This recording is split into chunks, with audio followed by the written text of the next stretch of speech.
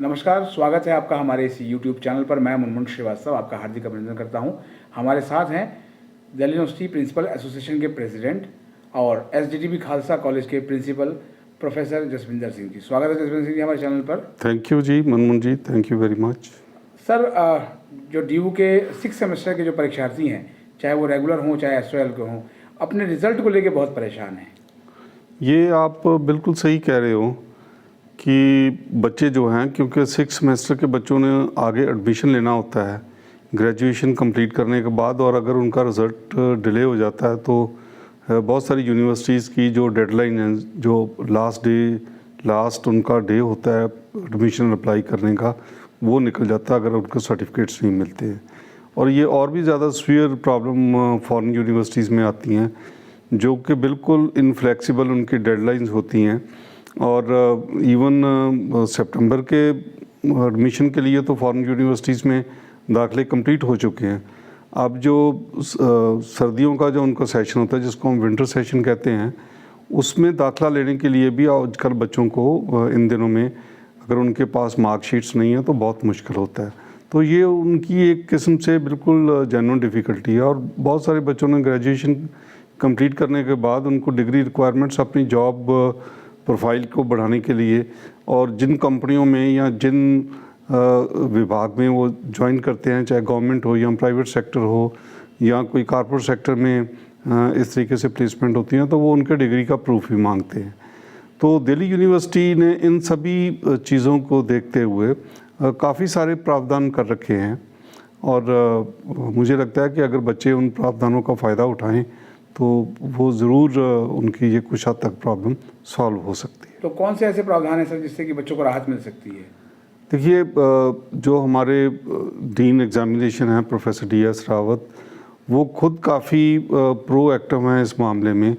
और उन्होंने पीछे हमारे साथ जो मीटिंग भी की थी, और उसके बाद भी उन्होंने इंडिविजुअल तौर पे भी ये किया है कि सबसे पहले तो उन्होंने एक स्पेशल इंटरेस्ट लेके जो डिसेंट्रलाइज हमारी एवेल्यूएशन होती है, decentralise of the central evaluation centres के अलग-अलग कॉलेजेस में जो सेंटर्स बने होते हैं, उनको वो रेगुलरली मॉनिटर करते हैं। अपने एग्जामिनेशन या एवेल्यूएशन कोऑर्डिनेटर्स जो प्रिंसिपल्स होते हैं उनको लेके, या वो अपना जो सेंट्रल एग्जामिनेशन ब्रांच का है वहाँ से वो टीचर्स को रेगुलरली मॉनिटर करते हैं।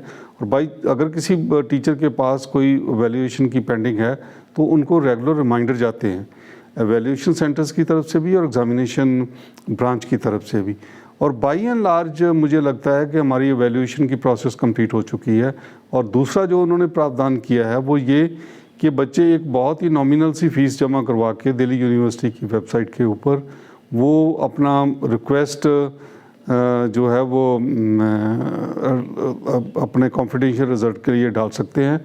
और वो कॉन्फिडेंशियल रिज़ल्ट दिल्ली यूनिवर्सिटी जो है तैयार करके उन यूनिवर्सिटीज़ जहाँ उनकी रिक्वायरमेंट है उनको डायरेक्टली भी भेजती है, या बच्चे को सील करवा के दे देती है कि ये आप अपनी यूनिवर्सिटीज़ में पोस्ट कर सकते हो।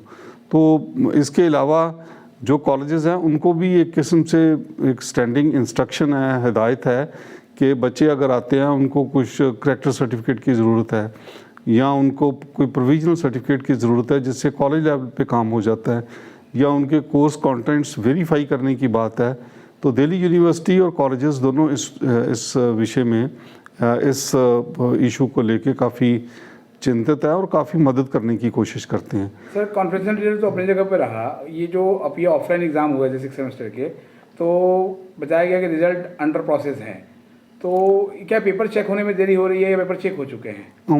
काफ़ी सारे सेंटर्स की एवेल्यूएशन, जैसे खालसा कॉलेज में भी एक हमें भी कॉन्फिडेंशियल है, मैं नाम नहीं बता सकता हूँ, एक सेंटर मिला था और जो तकरीबन हमारी 10-12 दिन से वो कंप्लीट एवेल्यूएशन होकर यूनिवर्सिटी के पास है।